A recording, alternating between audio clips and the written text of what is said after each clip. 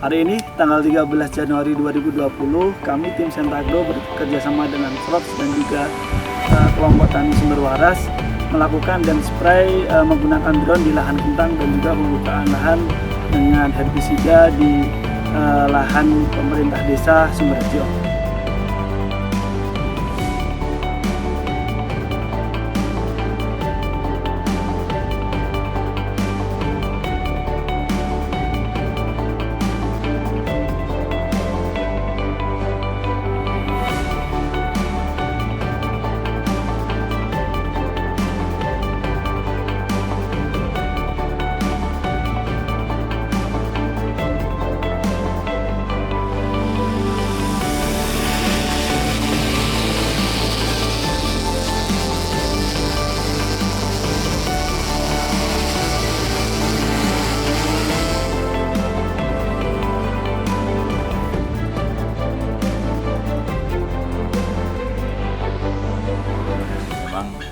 Ini menjadi salah satu solusi pertanian masa depan, di mana modernisasi alat pertanian ini wajib sebagai efisiensi usaha tani.